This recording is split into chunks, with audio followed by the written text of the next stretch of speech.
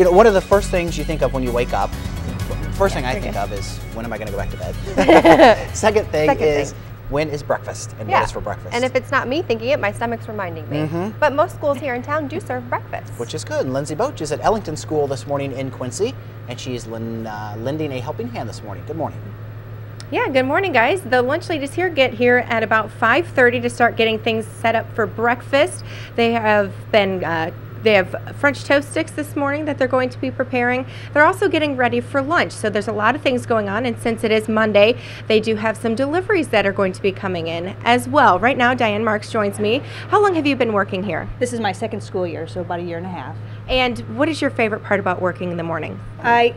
Well, usually I enjoy serving the kids breakfast just to hear all their comments of what's been going on in their day and everything like that. So, and we have the French toast sticks coming in.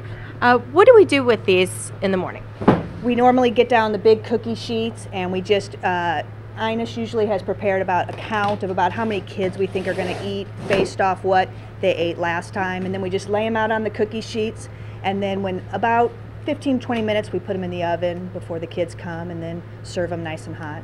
How many kids usually come for breakfast? About 100 kids, and they have a choice. Either they can get the French toast sticks, or they can get cereal and toast. So. And I saw you have a wide variety of cereal as well. How many French toast sticks do each kid get? They get four French toast sticks. That sounds absolutely delicious. Yes, it is. And they cook for how long? Normally about 5 to 8 minutes. Okay, and we have some sprinkles here. What is this going to be used for? Well, tomorrow with this Valentine's Day, we're making sugar cookies with red sugar. All right, and what is Inez doing over there? She's getting her gloves. We use the gloves to lay out all the French toast sticks. And they go in this big oven right here? Yep, and those cook really fast. You have big pots and pans up here. Yes. What are these used for? Normally, if we have soup, if we have spaghetti, things like that is normally what they're used for. And we were talking a little bit earlier, where does all of this food come from? We get it from Kohl's, and then another company called Fox, which is out of Springfield, Illinois, I believe. So we get deliveries Mondays and Thursdays, so actually we will get one this morning from Kohl's. All right, and what comes in that delivery? It just depends. We usually get stuff for the freezer, the cooler, and then dry goods, cereals, chips, pizza, stuff like that nature. All right, and you guys, what time does school start? What time do you guys start serving breakfast? 8 o'clock. So there's a lot to do before you get ready. Yes, yes. All right, we're going to check in with you guys here a little bit later on. Pork roast is on the menu for tomorrow, and they're going to actually start preparing that today. But for lunch today, they're having pizza, guys. So they're doing breakfast, lunch today, and lunch for tomorrow already. Yep. It's a busy place. A lot of things, and snacks for tomorrow too, the cookies. Well, don't get in the way. They've got a lot to do. I won't. I'll try not to. All right, thanks, Lindsey. Thinking back to elementary school, do you remember your favorite lunch meal? I sure do. It was pizza, and I loved Jell-O cake with that Cool Whip topping. My school district in Hannibal always made these ham and cheese roll-ups that were to die for, and turkey turnovers, and I didn't fully appreciate the lunch that I got in school until I went to college. And I was like, man, those were really, really good. But see, my college meals were always good too. So Yeah, I've they just weren't been, bad. yeah, I've always had really great lunch. Well, Lindsey is live this morning at Ellington Elementary School in Quincy. What was your favorite meal, Lindsey? I don't know why, but Salisbury steak was always my favorite. I think it must have been the mashed potatoes that came with it, because they were soaked in gravy, and I have had Salisbury steak since, and it's not that great. I don't know what my deal was, but I was always excited for Salisbury steak day. Well, across the country, trashed school lunches are getting a second chance on the menu. It's all part of a new program that some schools are taking part of. California has actually started it. There's more than a dozen schools in California that are turning the waste into fertilizer for farms. During lunch, so much of the food leaves the cafeteria table and ends up in the trash, but some schools in California are taking bold steps to encourage recycling. Students seem to be getting the message that are on the bins. They'll find a sign with labels letting them know exactly where the unwanted food goes. A lot of the food isn't going to the landfill because a lot of foods rather were going to the landfill because kids don't always finish the food. Now food waste helps local farmers in the area once it's broken down into compost. It's cut down on travel time and fuel, which is taking trash 15 miles to the landfills, and it's saving space in the landfills. Also, the compost saves farmers water, and the more compost they put in the fields, the less water they have to use. Next year, the city of Bakersfield will start looking at restaurants to take part in the recycling program. Also, I don't know why you would want to throw away any of this food. It smells so delicious. They're cooking up breakfast for today, lunch for today, and some snacks and lunch for tomorrow. There's a pot roast. Is that a pot roast in the oven already for tomorrow? They said it cuts better when it's cool, so that's going to be delicious. Cookies are already in the oven. We got some toast over here for the French toast sticks, and it smells wonderful in here. Ines is one of the workers here, and how long have you been here? 20 years. 20 years, and now the USDA is changing food requirements. You guys have started to implement that already. Yes. I think most all the schools have started to go 100% whole wheat.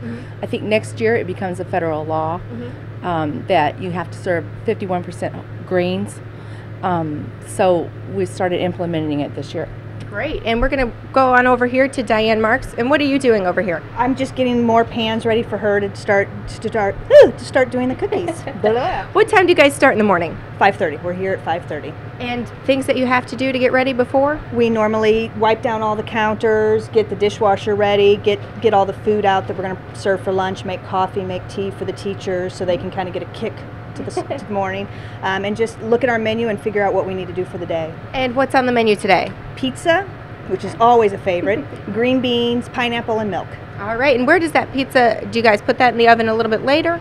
Yes, yeah, we'll lay it out on the pans, and then we'll wheel it into the cooler until it's time to put it in. Our first lunch starts at 11:15, so we normally put the pizza in about 11. We will start the green beans early because we have to make such a large quantity that has to cook. All right, great. We're going to check in with that a little bit later on, but they're getting things going for your kids' breakfast this morning, which looks absolutely delicious. Guys. Pizza was also good in Hannibal, and when I was in elementary school, I was a safety patrolman, and the cafeteria ladies there would make some sort of killer hot chocolate when we were done. Ooh. I've never ever been able to replicate it. I don't know what they did, but it was really, really good. Shaken, not stirred. Secrets. Brown County always served pineapples and green beans with their pizza too. So it's like my favorite day at Ellington. I don't think I'm busy at 11:15. Yeah, we should go have lunch. We should We do have to that. stop by for lunch today. All right, but one of the first things you might think of when you wake up is, what's for breakfast? It's the very first thing that I think of when I wake up in the morning. But most schools here in Quincy, they actually do serve breakfast to their students. And this morning, Lindsey Boetsch is helping to get breakfast ready for students at Ellington School. Good morning. Good morning. The first thing that I think of when I wake up is, when can I take a nap? That's and what if I I think can of. that day.